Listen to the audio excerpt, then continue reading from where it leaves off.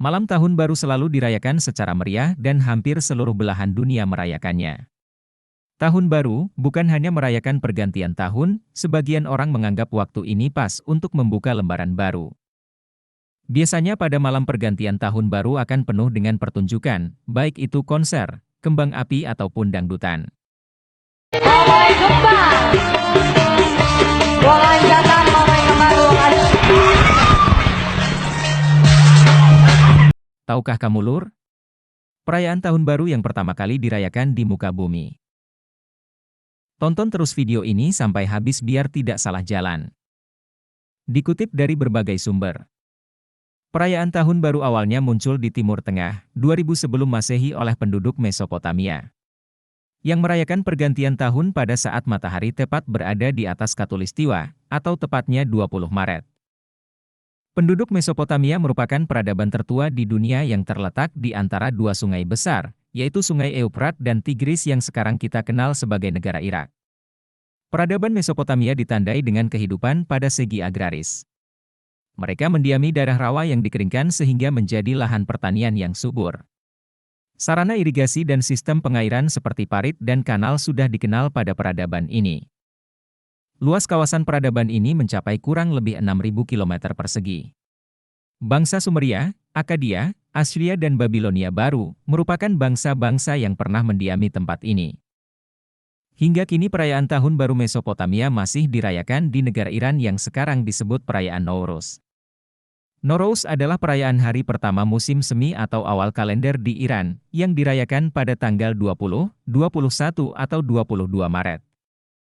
Peringatan Tahun Baru Nowruz telah dilakukan sejak ribuan tahun lalu, yang dirayakan oleh para raja-raja Iran pada masa pra-Islam.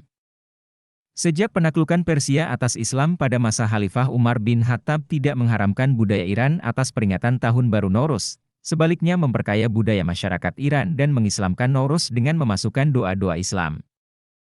Peringatan Tahun Baru Nowruz telah diakui oleh UNESCO sebagai salah satu warisan budaya dunia, pada tanggal 23 Februari 2010. Jangan lupa ya sobat, klik tombol like dan subscribe, nyalakan loncengnya.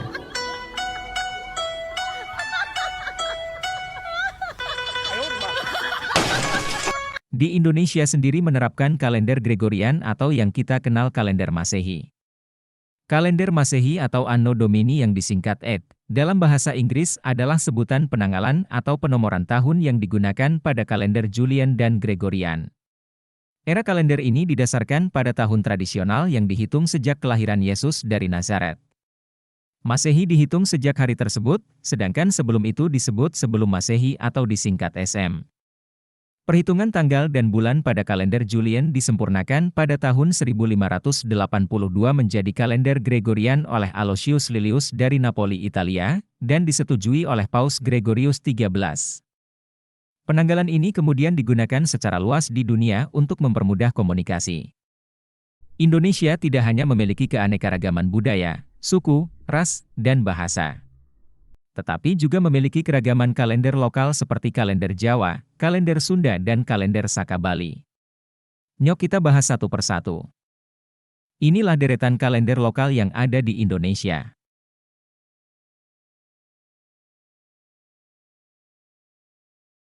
1. Kalender Jawa.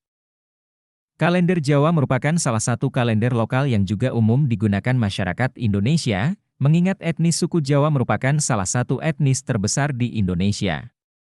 Sistem penanggalan yang digunakan pada kalender Jawa mengacu pada aturan Kesultanan Mataram yang dipimpin oleh Sultan Agung sejak tahun 1625. Kalender Jawa diakini merupakan perpaduan antara budaya Islam, Hindu, Buddha, Jawa, dan sentuhan budaya Barat. Perhitungan kalender Jawa menggunakan dua siklus, yaitu siklus mingguan yang terdiri dari 7 hari dan siklus pekan pancawara yang terdiri dari 5 hari.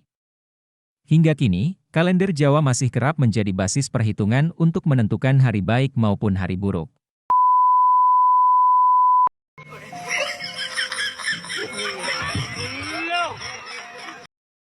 Hari terburuk. 2. Kalender Sunda. Kalender Sunda adalah sistem penanggalan yang digunakan oleh masyarakat tradisional Sunda. Kalender Sunda sendiri hampir memiliki jumlah bulan, minggu, dan hari yang sama dengan kalender Masehi. Yang membedakannya ialah penamaan nama bulan, minggu, dan harinya. Sistem penanggalannya terdiri dari 3 sistem, yaitu berdasarkan perhitungan terhadap peredaran bulan atau disebut Kala Candra Caka Sunda. Sistem perhitungan terhadap peredaran matahari atau disebut Kala Surya Saka Sunda, dan Kala Cakra Caka Sunda. Nama awal bulan pada kalender Sunda ialah Kartika dan bulan ke-12-nya disebut dengan Asuji. Dalam satu bulan, jumlah hari dalam kalender Sunda ada yang berjumlah 29 hari dan 30 hari, seperti halnya kalender Masehi.